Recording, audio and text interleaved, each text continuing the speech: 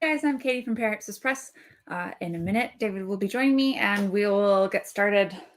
It's been a month since we did this. We're going to be adding onto our Lego Rivendell. I believe we're on bag number 11. So David's just wrapping up a few things, and I thought it would be kind of fun to show you guys some of the stuff that I have right here. I'll just turn it this way. So that is a Ninjago set. This was the first set that I ever bought from the Lego store. And it was probably my first set really as an adult. I didn't really do Legos before that. This one was another one that really appealed to me. I've just got random figures in here. Like I've got the Monkey King that I got out of a grab bag. And then like some female, I think there was another grab bag. I just thought that they looked like cool villains. And then this stuff here is a whole compilation of stuff. This one is one of those hidden side sets. This one is a Harry Potter set. They're both graveyard scenes. And then a couple of trees from Harry Potter, but with some random stuff like a sword. And this was actually from a lava set, but I changed it to go with this stuff. And then this is Clutch Powers, which we've talked about before. I also have the Dragon Pit set from Ninjago. I really, really like this dragon. I've got him attached to a whole bunch of guys, but he's very compact, very I guess not thematically, but he works as like a rock dragon for what he's supposed to be, and he's extremely posable with these guys. It just ends up looking very dynamic. And then I got the blacksmith shop as well. These are here because they were here before we made the library, and I have not yet moved them to a new home. They probably will end up somewhere. I'm not certain yet. I would like to also put books on these shelves, right? Good luck. Good luck. I like Legos, and I like them to be seen and displayed. I like Legos for the same reason that I like a lot of story adjacent things. They sort of tickle my brain and make me imagine scenarios in them. So that's why I enjoy them as completed sets and not just as like while I'm building them, which I also enjoy. Obviously. Have you shared a link? I did. Okay. I put it in a message. Yeah, I know. A link to the stream for people on Twitter who aren't us. No, so people know. I didn't do that. And now I'm not sure.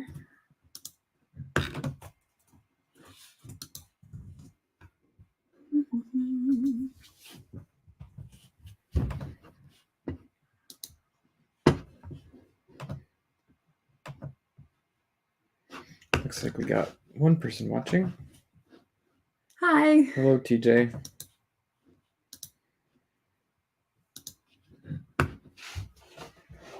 Where's my...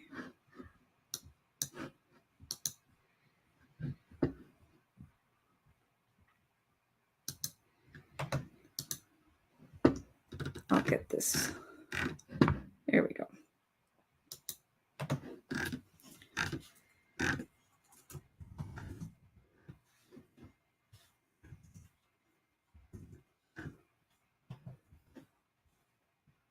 And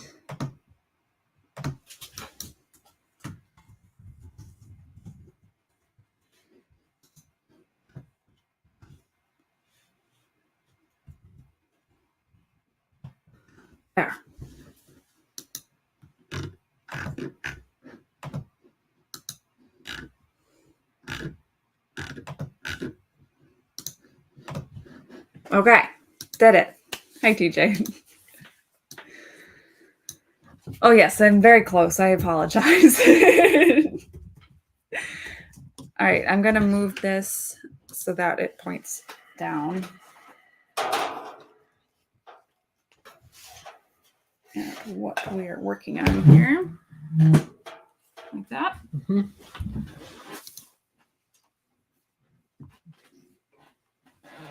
Here is what we've done so far. Hello, Michael F. Kane.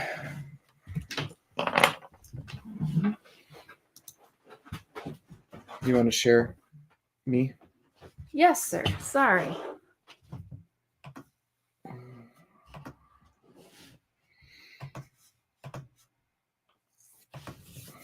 Oh, nice. Michael Caine collects the modular town buildings. Oh, fun. I don't know. It only takes 2 or 3 of those modular town buildings to be the cost of this set. Yeah. So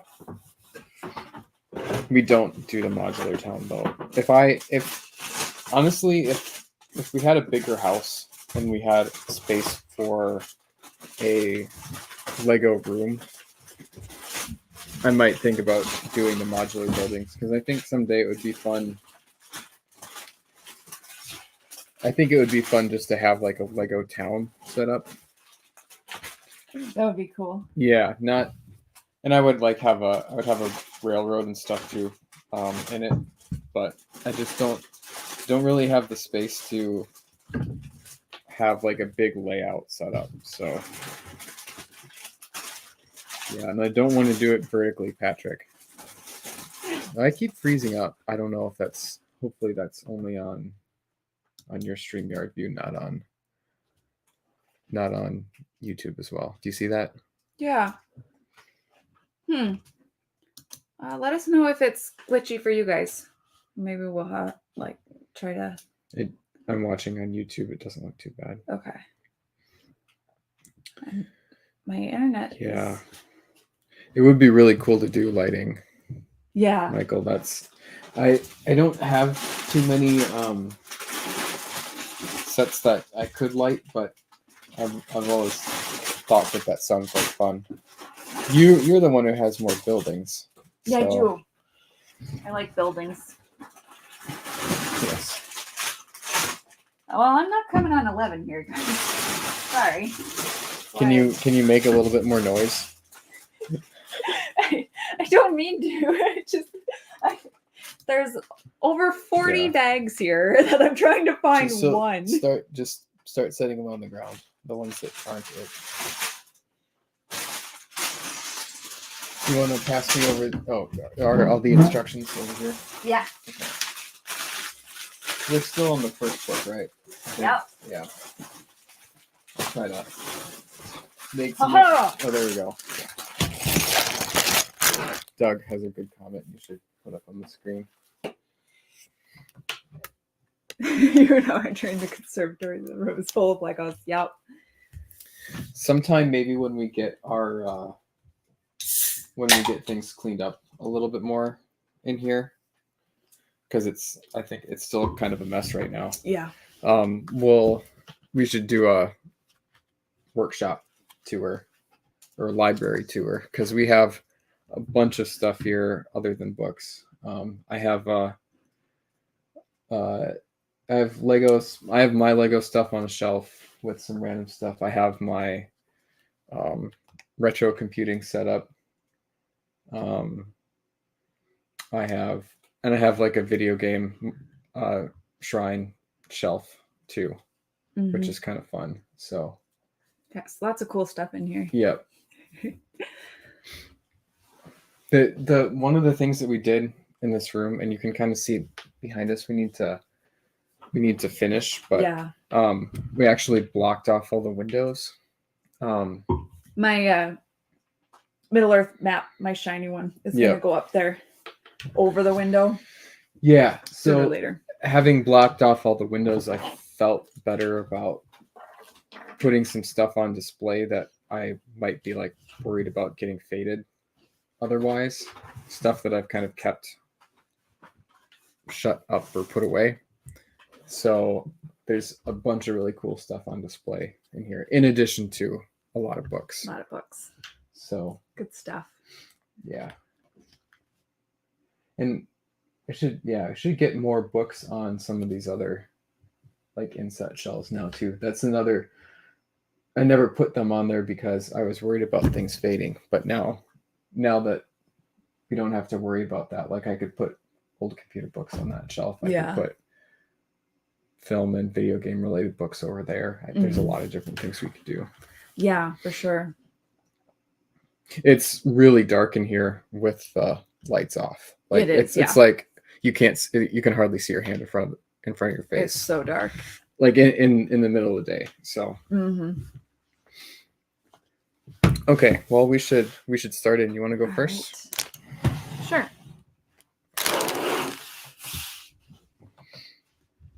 Let's do.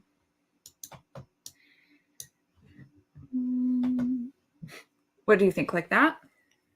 I think you should make the Rivendell cam like that. Big. Yeah. Okay. Yep. Because that's what people are here to see. Oh, nice. Here's Go Read Books. So he's a new friend from Twitter. I forget whether I've followed you on Twitter, but I know I've seen you. And he's got a cool book review channel. Go Read cool. Books. Welcome. What's your name on Twitter? I was just trying to find you because I know I've interacted with you on Twitter. So it's cool to see you here.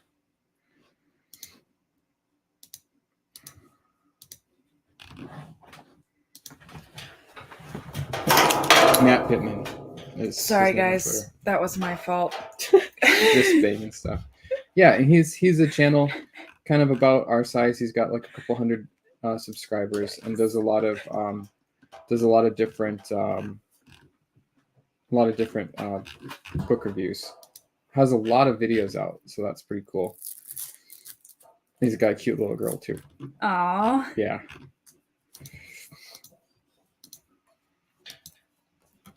It's fun. It's kind of fun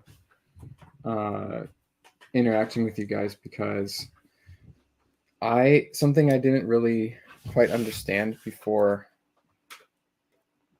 I think everything's. You have. Here, I'll get the scissors. Oh, it's just. It's a. Okay, you got it. Okay. Yeah. Yeah, something I didn't understand before. Kind of Katie getting into her YouTube channel is that you can really have a lot of fun with a YouTube channel with even just a couple hundred subscribers. So it's kind of fun making those connections. And, I think I used to think, I don't know, like I was just maybe sort of extrapolating engagement out from, Twitter engagement. Yeah. And I feel like being under, like we have pretty good engagement, I think, for our size on our Twitter accounts. Yeah. And like being under 1,000 followers or whatever, you put out a tweet, maybe if you're lucky it gets 10 likes or whatever. So I just kind of thought, oh yeah, if you have a couple hundred YouTube subscribers, like nobody's watching your videos. If you tried to live stream, you wouldn't get anybody. But it's kind of fun. It was fun to discover that you don't need a huge audience. Now we have great, highly engaged followers and a lot of Twitter friends and a lot of people who promote our channel. So the credit is due. Right. Credit is due to them, not necessarily to us, but it's been fun. So. What page are we on, my love? We are, I think, actually pretty close to the end of this book. Yeah, here we go. All right. There's a ton of tiny pieces here. Say, do you want to take off your Apple Watch just in case you get like texted or something? Because it's right in the camera. Sorry.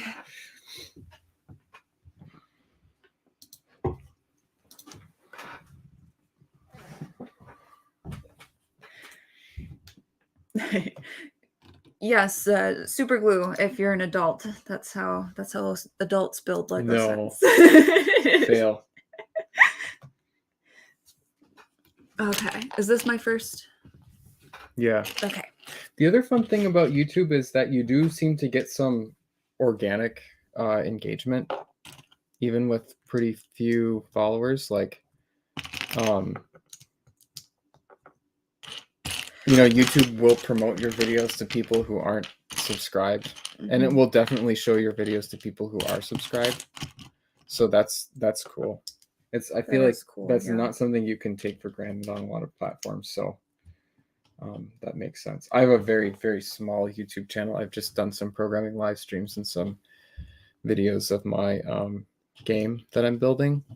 And I would get a couple viewers on live streams, and I've just had random people discover my couple videos that I put up. And I know, like, if I did more with it, I would start seeing those numbers go up. So it's pretty cool. I can definitely see why people who are trying to build a platform put time into YouTube.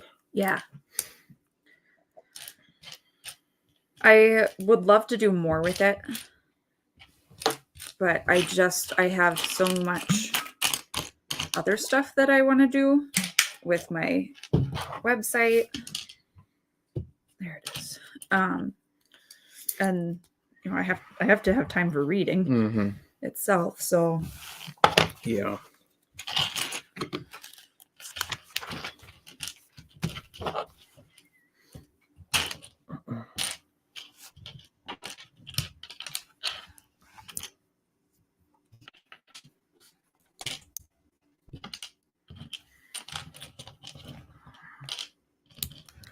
I need to figure out better how to turn the stuff that I'm doing for my project into YouTube videos. Yeah. Either pre-recorded videos or live streams or something. It's tough.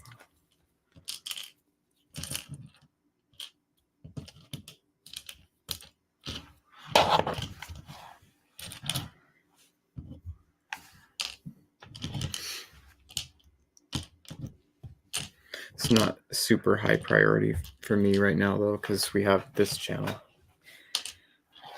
But I want to do some comic and cool stuff videos.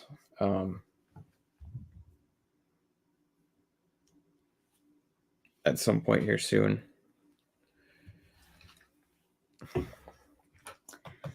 On my channel, so watch for those. Yeah. You want to build a couple of these, babe? Oh, sure. Patrick, you're absolutely correct. That is the right thing. That's the right thing to do. So today is the last day. Tomorrow, when I wake up, I will do the drawing for $15 gift card. To enter, you just comment on one of my posts on Parapsis Press. You'll get one entry for a comment or a reply to a comment, and 2 entries for your own review if you read the book.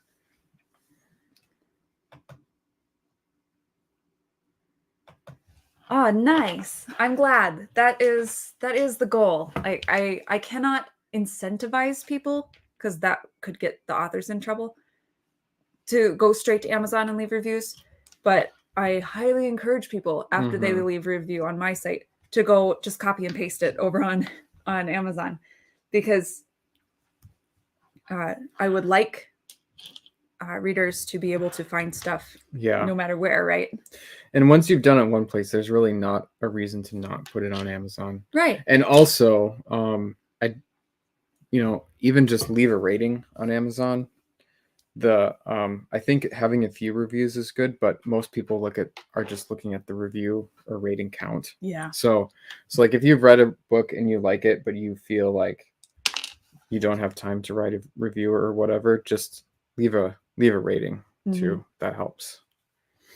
And don't feel bad about leaving a 4-star rating either. Yeah. I think sometimes people feel like they don't want to drag somebody's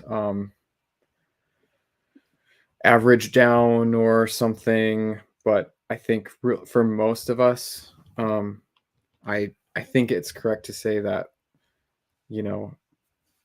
we're all kind of operating at a point where more ratings is probably better than a higher average, Yeah. to within reason. But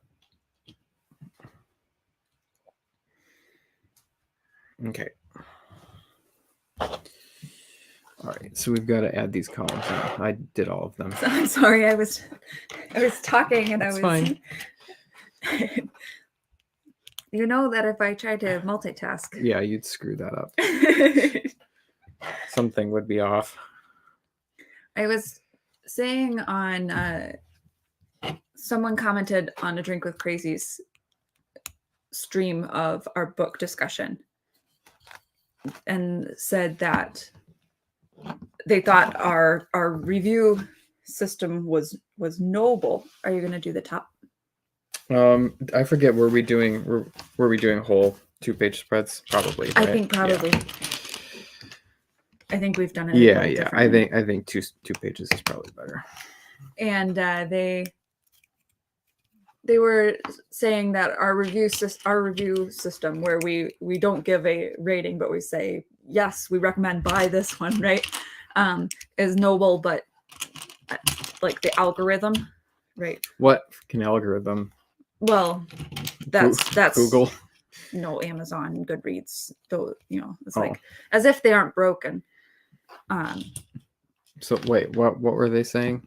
That those were how indies they were important to indies and how specifically mentioned visibility, but I don't remember the exact phrasing. I could look it up. And I just commented saying that as a reader, the most useful to me is extremes, right? Like 5 or 1. We're really not operating at a point where algorithm stuff matters too much, in my opinion. Yeah. I think we've argued with some people about that not too long ago. TJ says it was him. Okay. Yeah, and I can see it now, babe. I think when you're sort of like maybe sold a few dozen books or whatever, Amazon might do a little bit of promotion for you, but most of it really comes down to like word of mouth. Mm-hmm. And by that I mean that includes your social media platform and like other authors recommending your book or things like that. So yeah, trying to appease the algorithm really doesn't get you too far. Yeah. Well, and when the algorithm is working, right, it ought to be reflecting what readers want and what is useful to readers. So ultimately, you just want to be.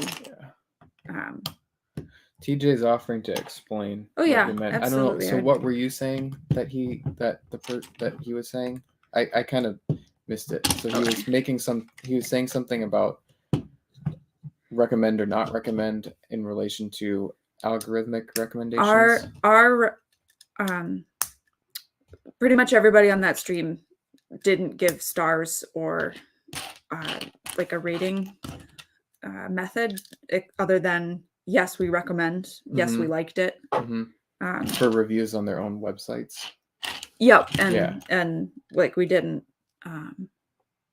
say anything on the stream. We didn't like give it a grade or anything like that. And I think that his comment was critical of that.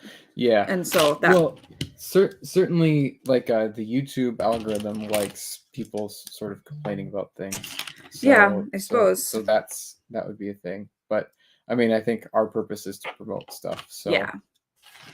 When you're talking about what you like, and there's no rating system on YouTube, so that would like tie into something that's being sold elsewhere, I guess. I'm curious to hear what he meant. Yeah. Okay. Oh, okay. All right. So he says, I think the stream rating is fine when you say buy, no buy.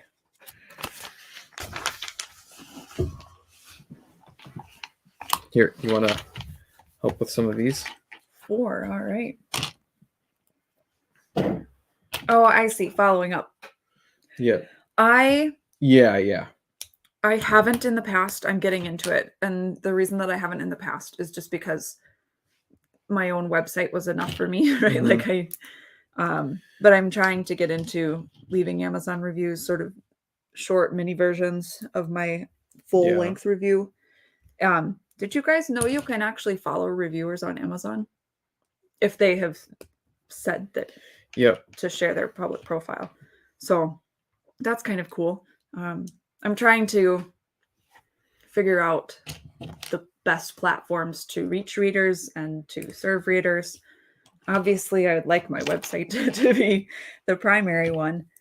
Well, But- you could even just leave ratings on Amazon. Mhm. You know, you could just go in and leave a 5-star rating for everything that you've reviewed and leave it at Yeah. that, and that would help. Mhm. I've tried to leave ratings for the books that I've read. I haven't read too many of them, so it's not something I can do a lot of. I tend to start reading books and then not really finish them.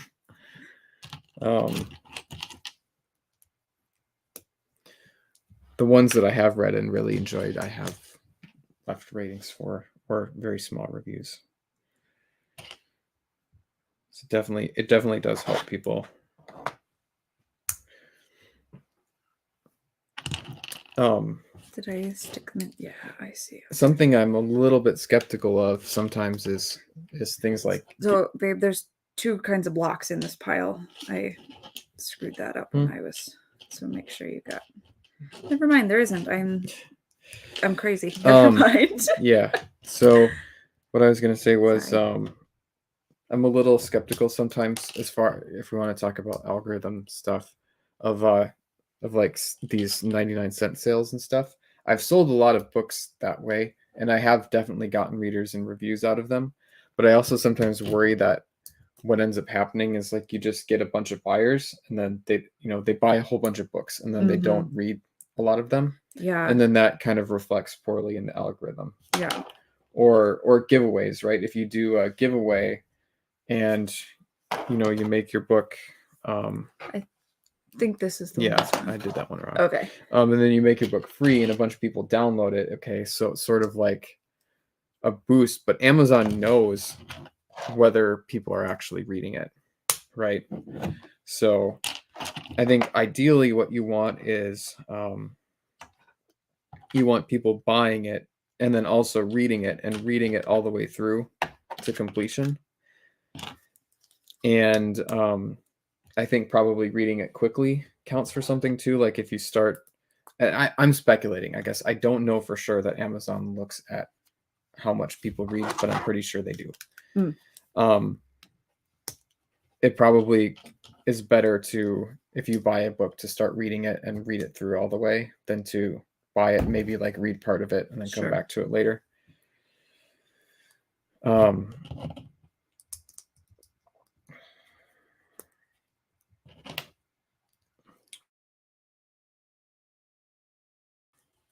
So I mean, yeah, I think that's not unlikely because they have all this data. Yeah.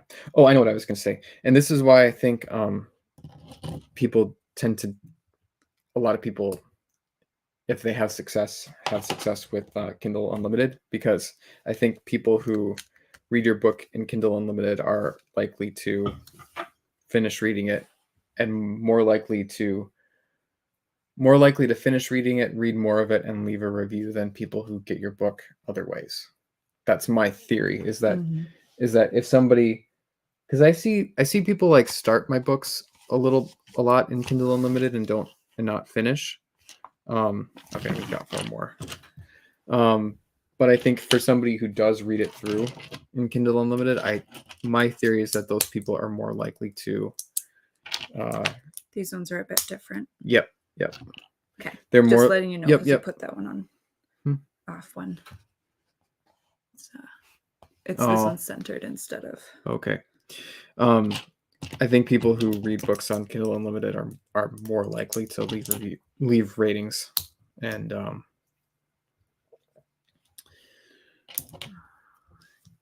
There could be.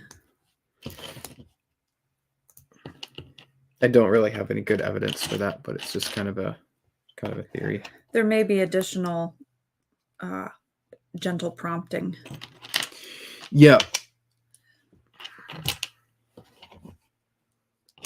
Or Kindle Unlimited readers might rely more on the algorithm to make recommendations to them of what books they read next, because they just read more. So it could be that they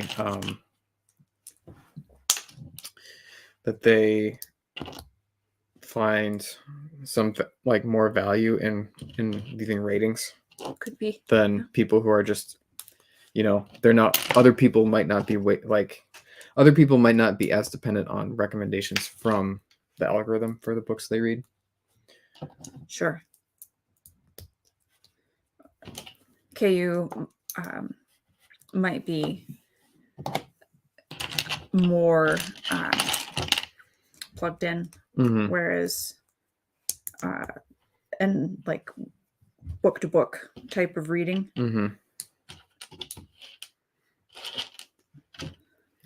Yeah.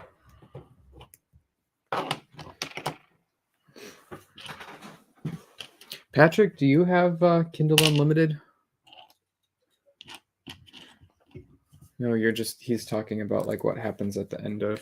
Oh yeah. I've never had it, so I don't really know if the experience is different from just normal reading a Kindle book is.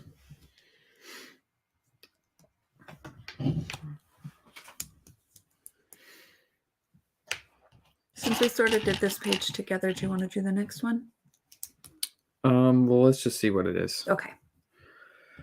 It might be another 4X thing.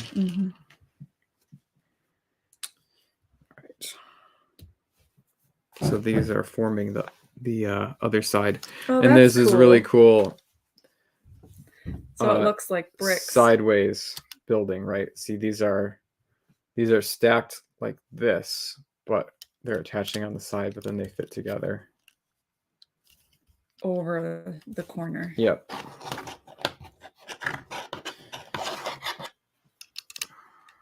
Patrick does not know. Can't justify the monthly charge. Yeah, that's kind of how I feel about it. I don't read enough books to justify it.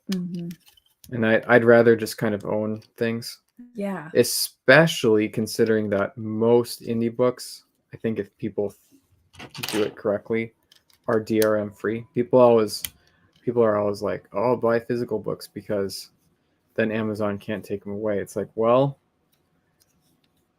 most indie Kindle books are DRM free, and a lot of TradPub ones are too. So you can copy those suckers off and make a backup copy of them when you buy them.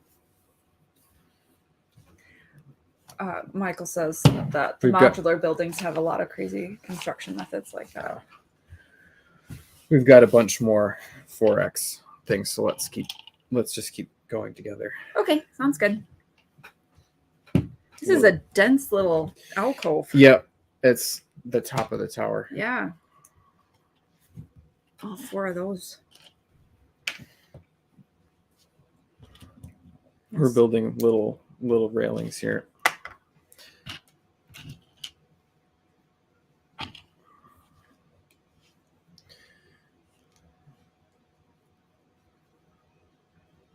Ultimate Kahuna doesn't like reading on e-readers. Yeah, I don't read on e-readers either. I read on my phone.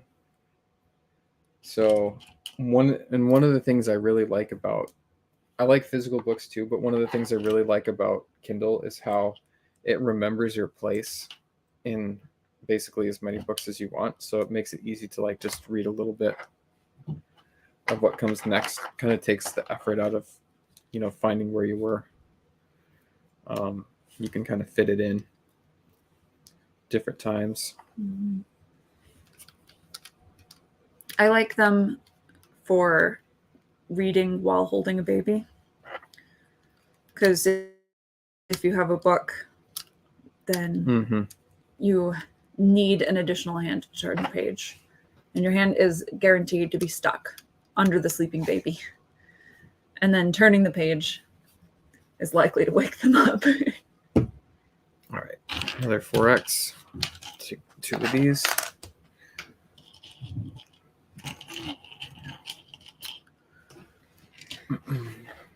I'm in a baby time of life, so I'm in a e-reader time of life. No, nice. TJ says you can back up your audiobooks. Oh, nice. Cool. And Patrick is saying that he can transfer notes from his Kindle to Obsidian. Obsidian is that Markdown based one, right, Patrick? Oops, sorry. Some of my coworkers use that.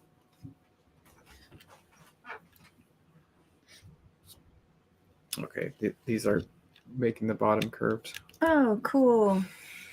You can see it's pretty interesting, even with all the pieces they have, how complicated it is to make a curved, a nice round shape in Lego. Mm-hmm. Get these interesting shapes. Yeah. Patrick, yeah, I would use Obsidian if basically if I hadn't already built my own tool that is basically like Obsidian. So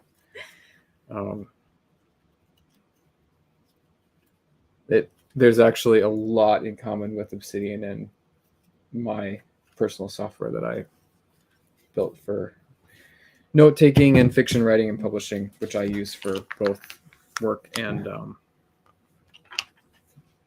fun stuff. Okay, so we have to make 4 of these. So I'm sticking on these hubcaps. Hubcaps, awesome. Not hubcaps. What are they called? Wheel well? Yeah, wheel covers.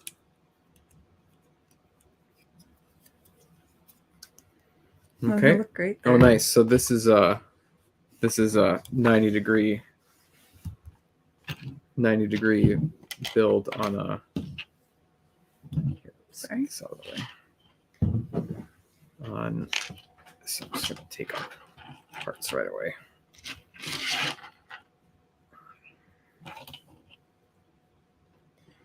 Yep. Well, and you know, Patrick, the nice thing about stuff like Obsidian is it's basically, because you're just writing in Markdown, it doesn't really. It's very future proof because it's just text, right?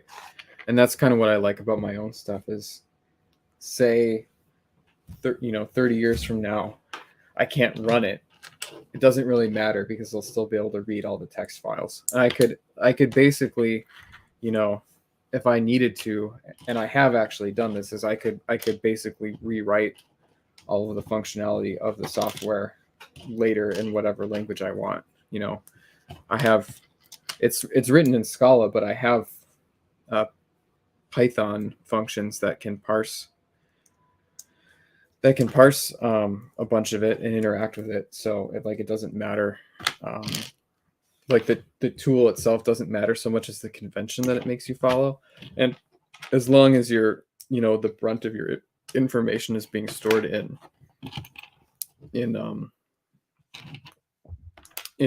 plain text of some kind, then the rest is kind of secondary. How's it going there, babe? I had shifted over those for you, and then you stole mine. But it's fine. Oh, yeah? It's all the same.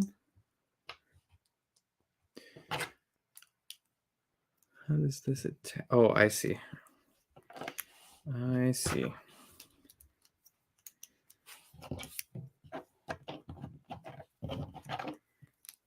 That's fun. Fun little 90 degree piece. They look like little pinchers. Little crab claws. Yeah. Yeah, Patrick points out he wants to own his notes, not Company X. Mm-hmm. Michael Cade says software engineers aren't quite human, are they? Well, that's the great thing about being a software engineer is when you want some software to do something, you don't have to wait for somebody else to build it and buy it. You just can build it yourself. It's really fun. And yeah, it takes some time, but then you're spending time building it instead of learning it. And instead of, when you run into a problem, instead of trying to spend time Googling, figuring out what to do or whatever, you just fix it yourself because you wrote it. Mm-hmm. And then if you get really far with it and it doesn't do something that you want it to do, instead of giving up and going to something else, you just have to add that feature yourself. So is it stuck on the back? Hmm? Is it stuck on the back? I gotta pull this off and look at it. Yeah. You did it really. Oh yeah. Okay. Because it doesn't touch this spot at all. Right. It's just resting on that. All right. Huh. Well, that's So cute. That's the end of that bag. And that's the end of the first instruction book. Should we do one more bag? Yeah.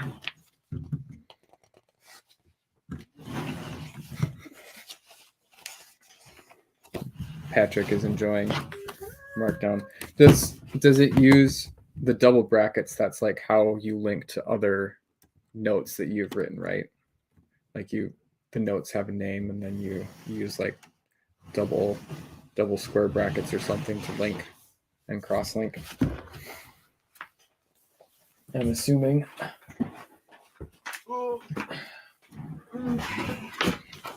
Yep. Now yeah. I've got to find. And the funny thing is, so I don't know when Obsidian was written, but my tool does the same thing. It uses double curly brackets to link, and I wrote it in 2015. I started writing that tool, so it's kind of funny that seems to be convention. I forget whether I got that from something, like there was a bunch of static site generators at the time,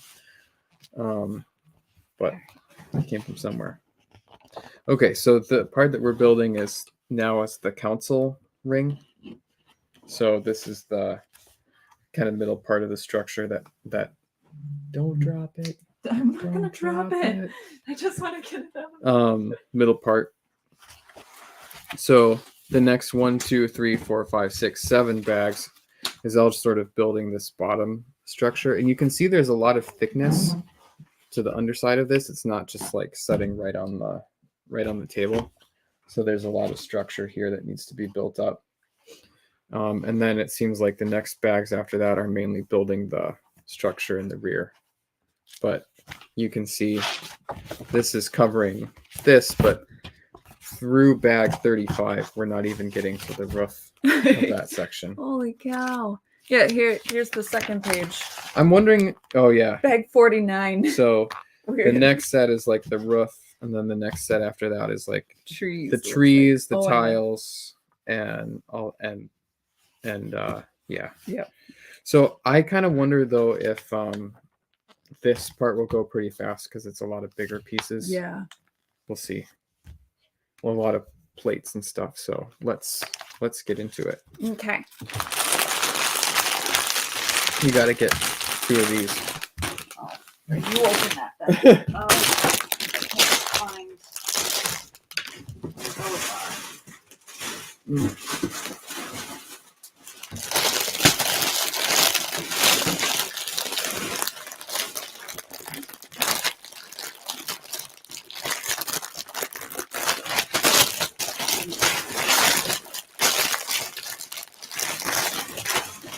PJ's heading out. Have a good night. Thank you for joining us.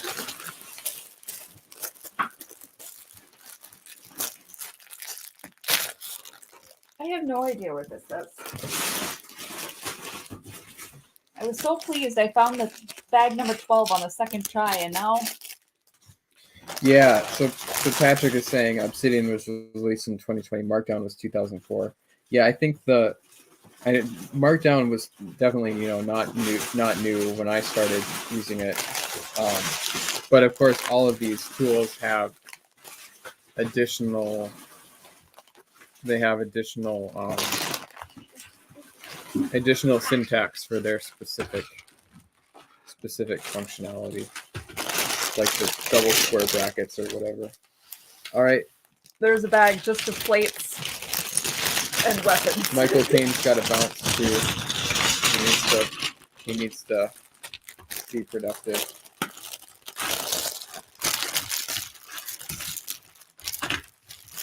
Have a good evening, and I hope you Succeed in being productive. Yeah, we definitely don't want to get in the way of that.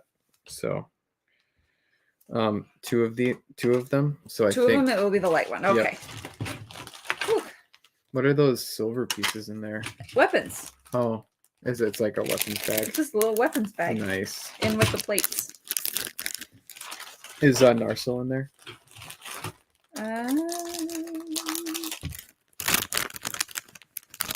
Yep. Cool. They only give you one. Don't lose it. That's unfortunate. Well, they give you the one broken one and complete one. Which I don't think I have a complete one because all of my Lord of the Rings sets are like from Fellowship. Sure, yeah, and he doesn't get it until in the movie. He doesn't get it until right before he moves it.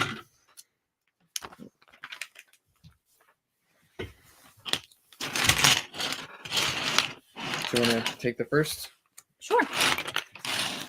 Yeah, this is gonna go. I think this bag is gonna go pretty quick.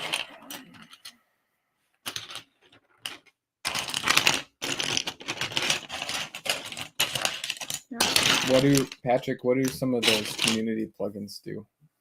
As far as I'm assuming they add additional functionality of some kind.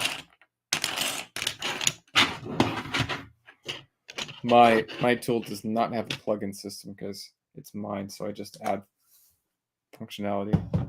I cannot find this piece. And these all look light, and these are much tanner. Did you open the wrong bag? I handed it to you. 12. We're on 12, right? 23. I think you got the wrong book. Oh, son of a gun. There's 3 books. Okay, so this is actually the second. That Council Ring is the third one. Interesting. Whew. Okay, so we are building. Okay, we need that. We need that dark one now. So now we're actually building the forge, the river, the forge, and the armory. So they're saving the big chunk of the council for last. Okay, and they want us to dump out both 12 and 13. Oh, okay. Let me find 13. Timestamp notes for a YouTube video with notes. What? Big one. I'm talking to Patrick. Oh, sorry. Yeah, that sounds useful.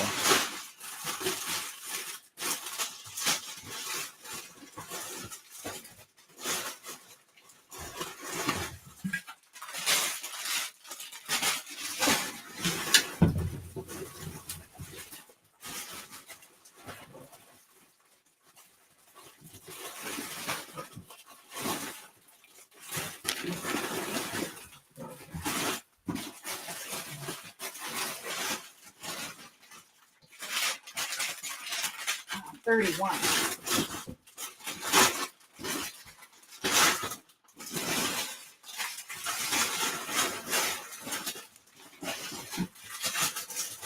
Oh, there's 50.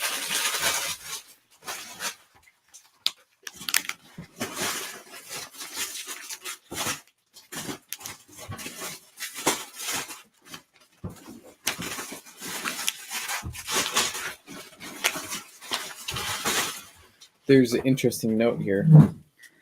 Once Katie stops making noise. That's okay. I'm done. You're done. All right. Good night, everybody. Just kidding.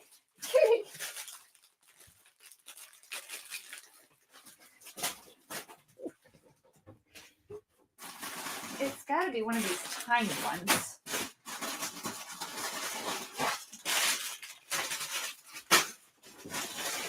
So you're looking for 13? Yeah. It might be a big one.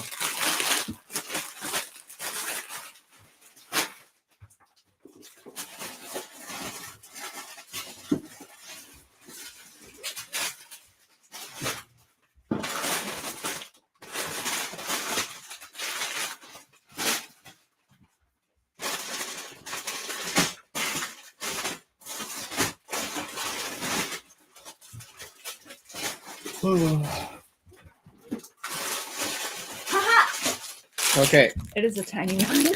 So, interesting note here. So it says, in this model, we use dozens of left and right elements to build up an organic-looking landscape. We've made sure to include an equal number of each shape, see if you can find where they're all hidden.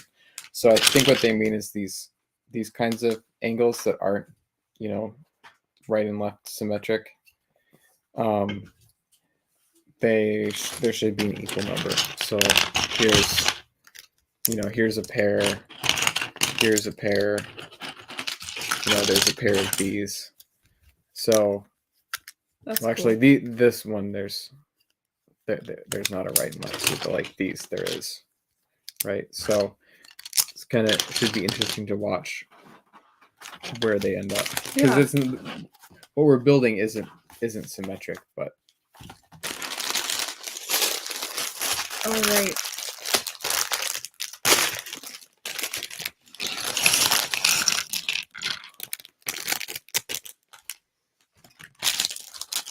Okay. Would you like to build the guy? I don't think. Oh yeah, they did have a builder. Gandalf, right? So No. Who is that? I have no idea. It's not Gandalf. Is it a dwarf? Tell me, babe. Tell me the answer. I think it's glowing, right? I think you're right. Yep. He's got braids in his beard. Yep. Hope I put his head on too quick.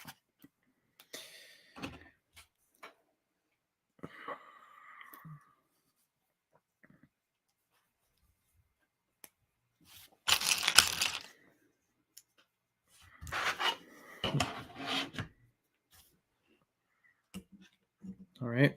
You want to show him? Yeah. Okay. All right.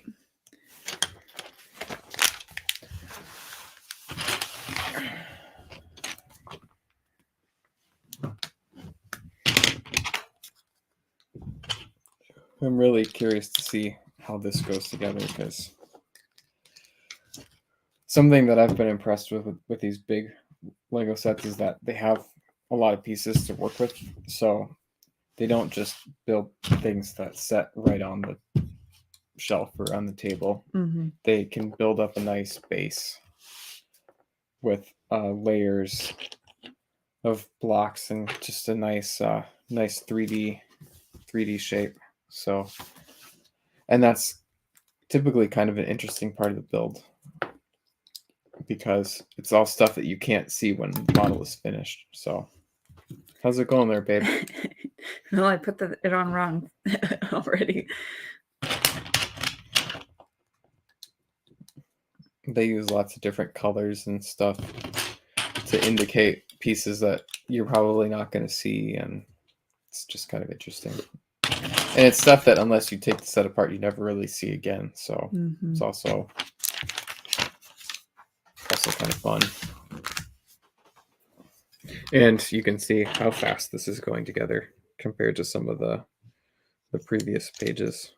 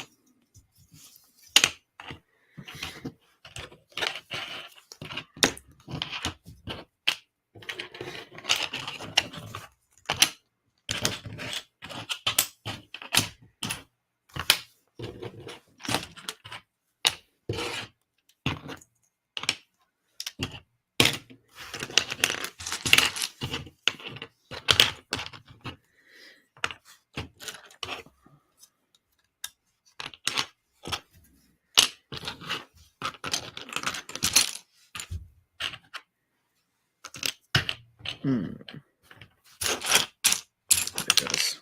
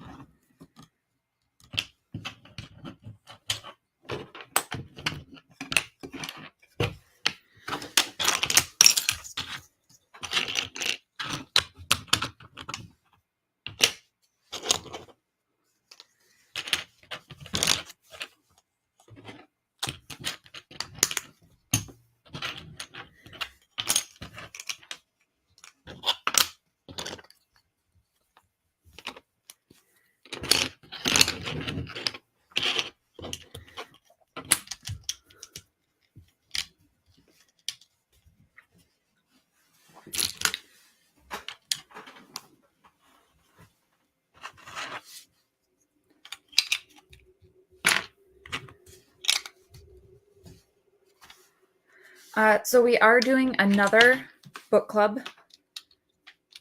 We are going to be doing Razor Fist's book, The Long Moonlight. Next, it's a pretty short one as well. So It's a novella, right? Yep. Yep. It's only 120 something pages. Mm-hmm. So very short. I don't know when we'll be doing the live stream yet. We have to get our schedules to align. But we're all starting to read it, so I've got to order. I'm going to get a physical copy again. I think it's fun to take pictures of my own copy and gesture with it.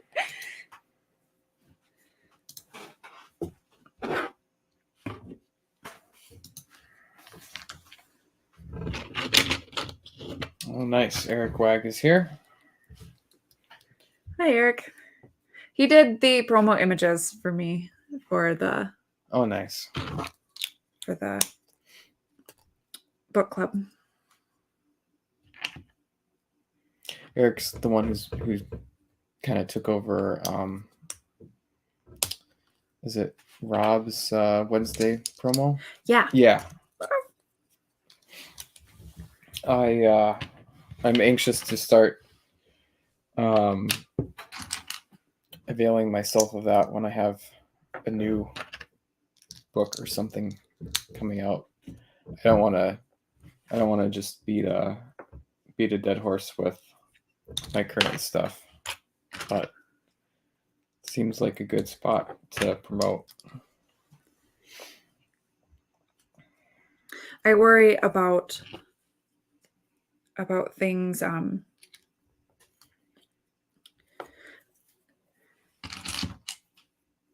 worry it doesn't get a lot of organic reach.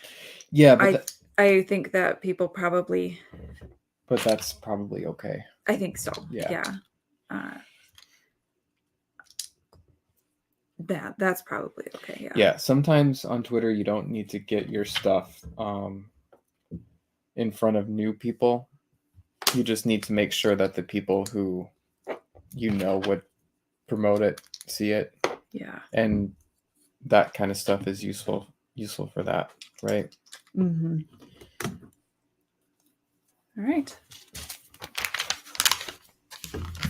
Even if you're not necessarily reaching a new audience, if it's a way you can reliably get something in front of people, the people who care about it, that's valuable too. Yeah. I just kind of wonder about it, right? Because lots of people like it, lots of people comment under it, lots of people retweet the original posts and then the posts that are under it.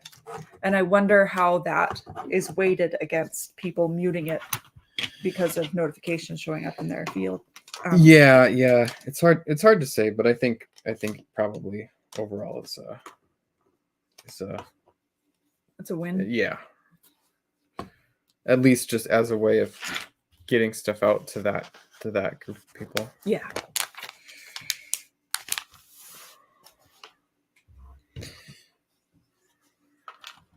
Oh, can I do this next page too? Yeah, this one absolutely. This one was really small. Yeah, see how fast this this bag is going. 2 bags. Yeah. Yeah, absolutely. Yeah, and Eric, I think that's right. I think there's a lot of value in consistency, and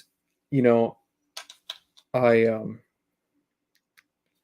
I kind of like to talk about what I consider are to be like Twitter anti-patterns or whatever, just because I like to give people a different point of view if they haven't run into it. Like we've had some people who were sort of like of the opinion that just any visibility is good and people should be sort of obligated to retweet anything, and like I really strongly disagree with that. But at the same time, I mean, I don't think people should be like use the platforms however they work for you. You shouldn't you don't have to filter everything through a best practice lens, right?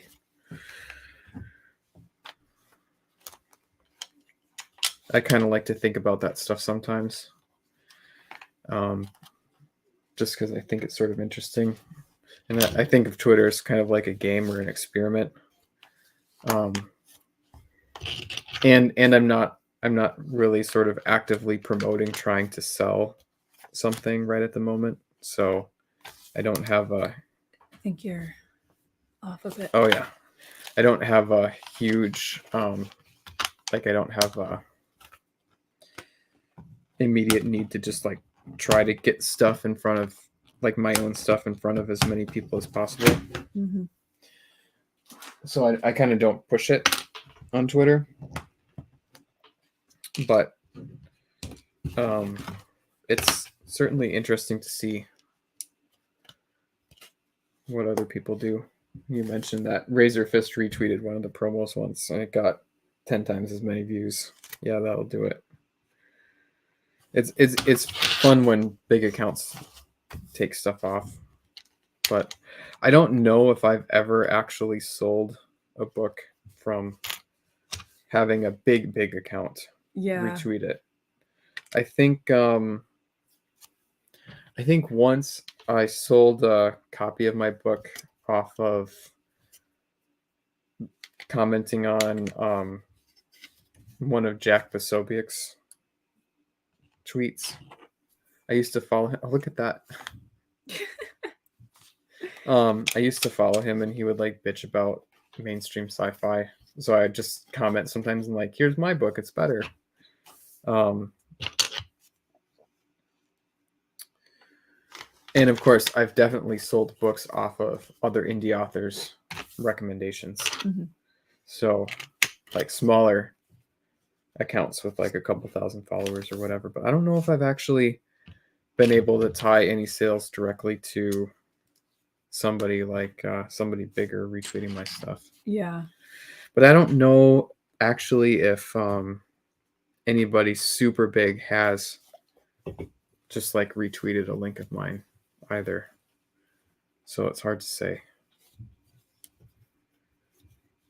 I think that's it, right? Yeah.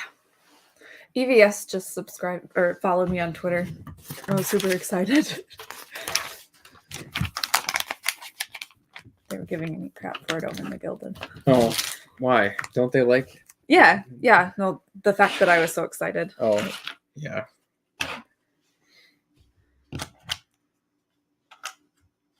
Sometimes if like if you just see stuff that bigger accounts just seeing stuff and even liking it can give you a bit of a visibility boost. Did we miss something? Just checking. Nope. Okay. I'm supposed to do these first.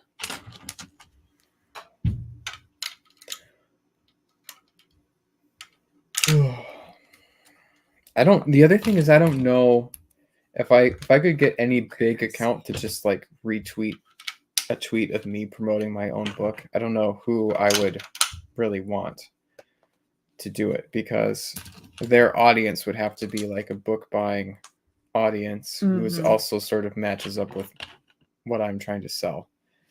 And the thing is with my books, they're pretty niche.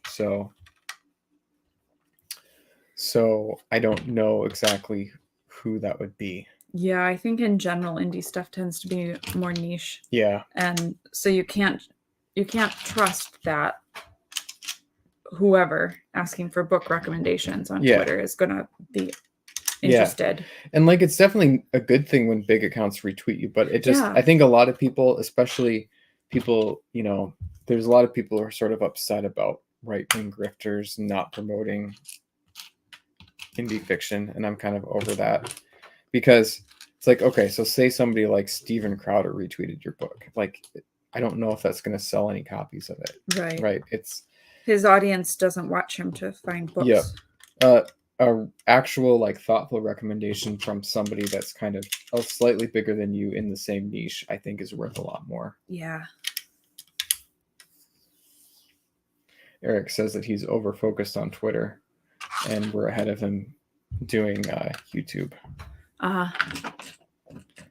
Well, they're different platforms. Yeah, I didn't really see the appeal of YouTube until I realized that we could do streaming for most of our content, because the idea of going back and listening to my voice and over and over again, like if you were to edit pre-recorded videos, did not appeal to me at all. And I'm still trying. Like, I have one that I did the other day that I just have to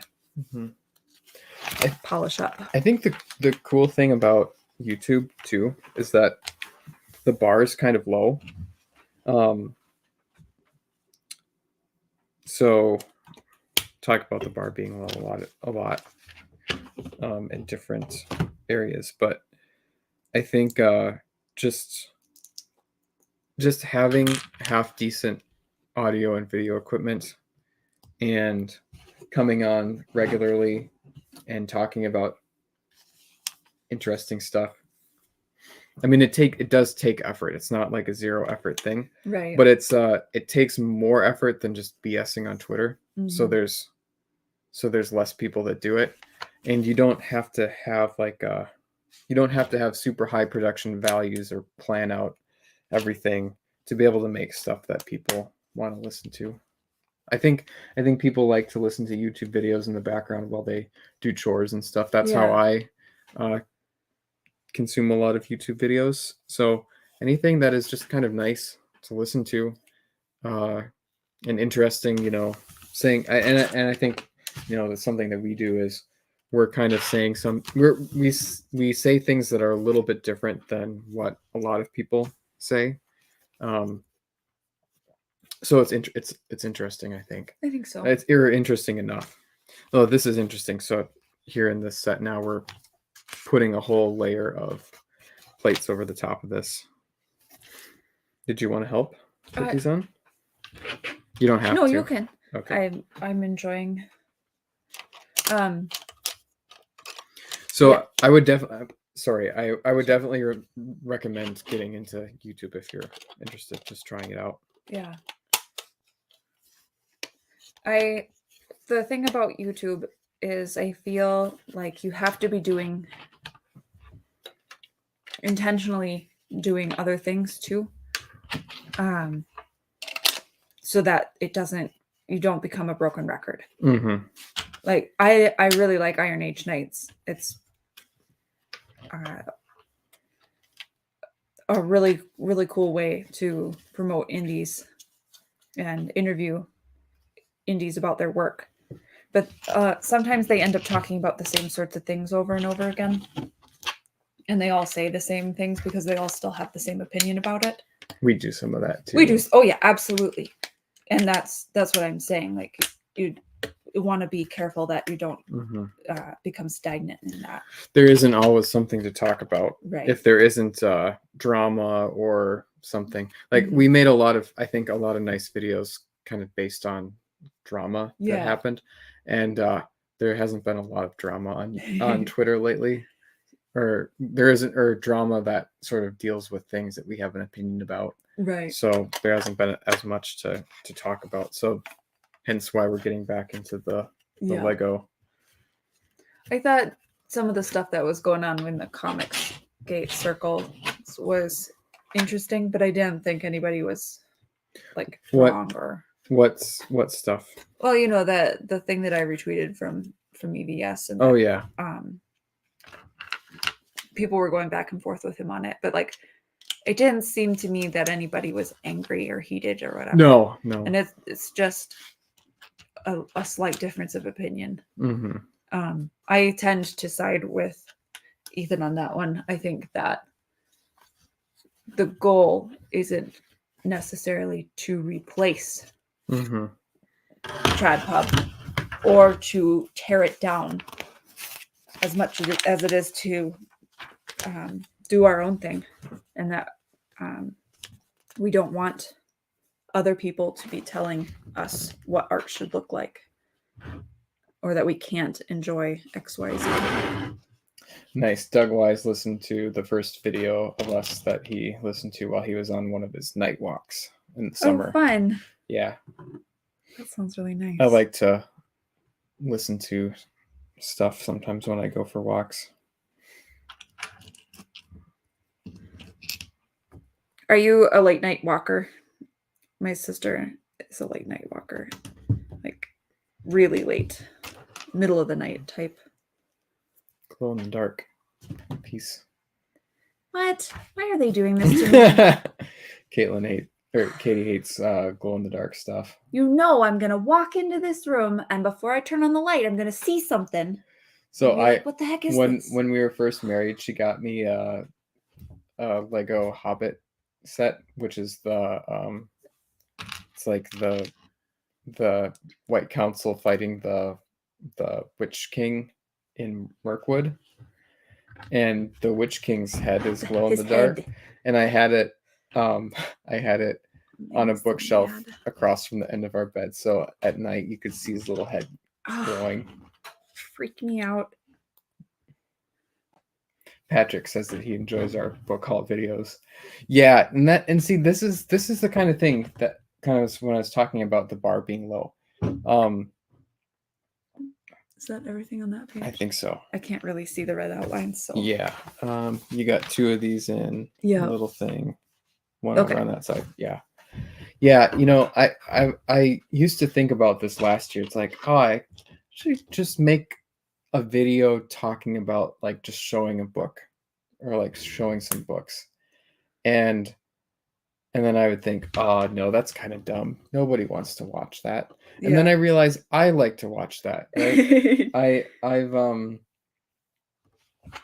really been getting into watching this channel called Cartoonist Kayfabe, where they just sort of page through comic books and related books and just talk about them. And of course there's a value add because these guys, they have a lot of experience and a lot of knowledge about the topics, but it's basically just people talking about what they like and why and showing it, and it's like the bar is low. Obviously you should have something to say, right? If you just showed a stack of books. Wait, this isn't sticking down. You just showed a stack of books and didn't have anything to say about them, that wouldn't really be a very good video. But people definitely like to watch like a book haul video, and that's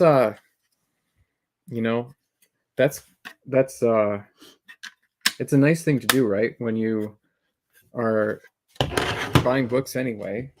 Okay, there's a YouTube video, and it's certainly in terms of working towards, like if your goal is like becoming monetized, right? That's doing a live stream of something like that is certainly certainly a way to work towards getting those watch hours, towards getting monetized. That's not necessarily our goal. We're just doing this for fun, and those book hauls aren't necessarily cheap, so you wouldn't want to just do them just to do them. But it's we're in a phase of buying stuff for the library, so it's fun. We're doing it anyway. Yep. Might as well make a video out of it. Patrick says Media Death Cult made me buy a lot more sci-fi books just from those stupid book hauls. Grr, I'm so angry. Yeah, sounds real first world problems there, Patrick. And he says he also read more Nancy Drew than Hardy Boys. Not many of either, but more Drew because of the covers. Yeah, I probably read a good 20 or 30 of them when I was a kid, and the covers really definitely appealed to me. I think I tried reading a Hardy Boys book or two, and I don't know, stories just weren't as interesting to me.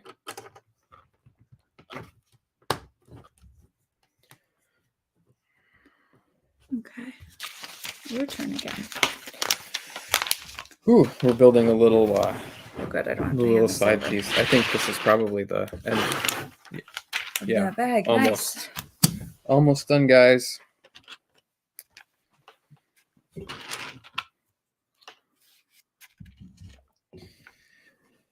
Yeah. Yeah, and it's fun having half-price books so close by. It's fun having a couple because we live, Yeah. in close to multiple areas. Well, and the interesting thing is, so we almost always would go to one of them, and then not too long ago we went to another. The one A little in, bit farther yeah, drive. yeah. So the one we always went to is in Maplewood. A little bit farther away one is in St. Paul, and then the farthest away from us is in Roseville. Mm-hmm. St. Paul one we had gone to maybe once a long time ago, but didn't really go back to. It's just a little bit more of a pain to get in there. But the farther away one in Roseville is probably the best, I would say, for at least for certain things. Would you agree with that, babe? Do you like the books selection there, or Where in Roseville? In Roseville, they have a smaller sci-fi fantasy section than Maplewood. The Roseville one for comics, I feel like, is definitely the best that I've been to for like the clearance comics, and that's kind of what I'm on right now. So I love the half-price books shelves, Tolkien commentaries with the Tolkien books. That makes it super easy for me. And I found most of what I have at the Maplewood location. I found that one that I showed at the last haul elsewhere, but it's not super common.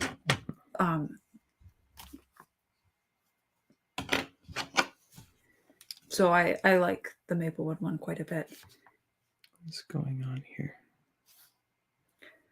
I did like in the Roseville one, I could stand in the sci-fi fantasy aisle browsing, and our girlie could play / read in the little kids section, and I could see her like she was right there.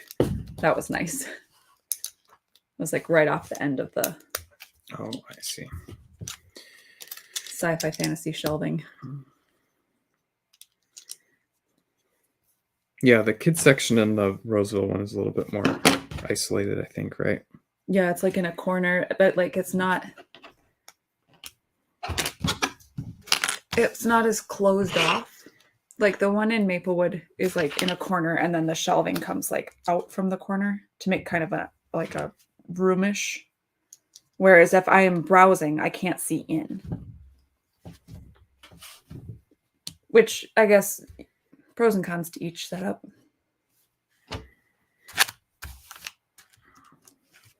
Eric found some Hardy Boys in the basement. Oh, nice. Free books. Patrick, if you have things that you think we should get. Yeah, we're not buying books for you. You're welcome to send us funds. Yeah, sponsor book haul video. Wouldn't it be fun to get to the point where you could basically, like, if you did a book haul video, you could just make back what you spent in super chats? Oh, that'd be great. It would be bad for buying. Buying books. Oh yes, it would be bad. We'd run out of space.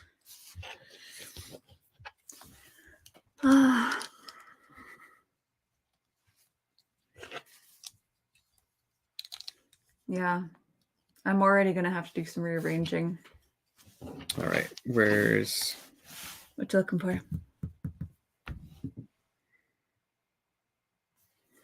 you? Oops. Eh. My bad. Eh. It was to hand. At least it was an easy one to pull.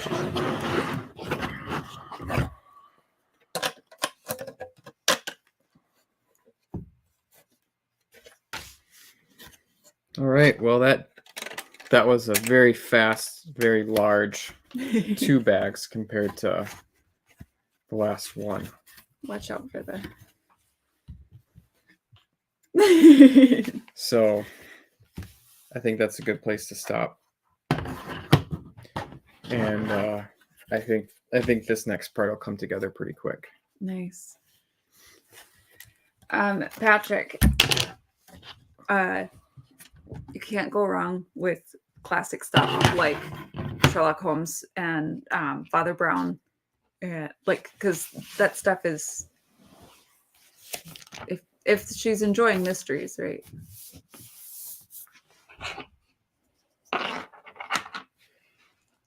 Yeah, Yep. honestly, 12-year-old would probably get a pretty big kick out of Nancy Drew. Oh yeah, too. yeah. Mm-hmm. I think I read those books when I was like 9, 10, 11, somewhere Yeah. in there. Good stuff. And if as a 12-year-old devouring, they might be ready for the jump in like vocabulary and stuff. Mhm. That's some of the older stuff. Something to slow them down a little bit. Yeah. Oh yeah, and Agatha Christie. Yeah. Yeah. Oh, good stuff. I love books. All right, guys. I think that's it. You can definitely see the base coming together for the yeah, let's see if we can get a yeah. Yep. So there's going to be a tree here and another tree on the other side. This is actually just going to be just some empty space Courtyard. there. Kind of courtyard at the end. But then this will be where there's like the river and the bridge, and then this will be the area underneath that pavilion. Yeah. So this will be the pavilion, and then it's kind of rocks, and then bridge there. Just a lot of nice space here. That's something, again, you don't see that in smaller Lego sets where there's just space for like minifigures to be. Mm-hmm. So, yeah, and you can see it there in the whole picture. Mm-hmm. Yeah. It looks a lot closer in the picture than it does from this aerial view. Yep. Cool. Well, thanks for So much joining fun. us. Thank you, guys. Have a good evening.